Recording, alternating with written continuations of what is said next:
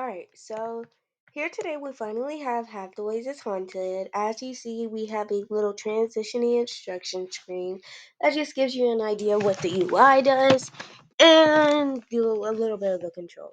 So in the game, there's an immediate little cheat you can do, and that's this. Well, it doesn't work. You know why? Well, it automatically brings you to the lose screen once you think, hey, I won. And I'll explain that a little later. But here we have Hathaways is Haunted.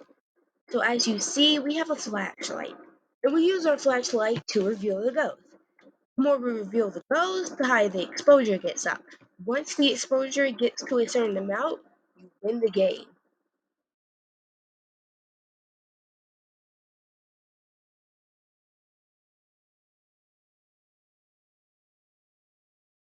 So as you can see, we have a little bit of sound. Don't worry, that's part of the game. But as time goes on, the ghost gets faster. So instead of following him, you kind of have to predict where it will go.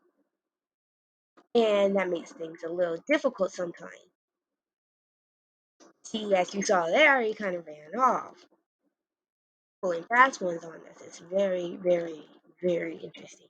But here we can kind of do the little stun trick, take advantage. But since he's moving so fast, now will be hard. That way, I was able to accommodate and account for, well, if they get a head start. So here we have the win screen. So you're probably wondering, what does the batteries acquired mean? And why do we have an exposure meter? Well, once you expose the ghost for the first time, you'll get a battery once you hit at least 40%.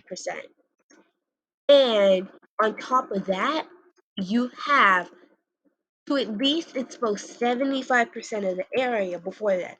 If so, you'll be granted a battery, which will expand your flashlight. It's kind of like a power up. Now, it's very important to have a battery to win because you can still lose with it, but having it makes it easier. You can play as many times as you need to, and you can even view the background with the flashlight. There's an actual background behind all of this. So yeah, the goal of this game is to expose the ghost and show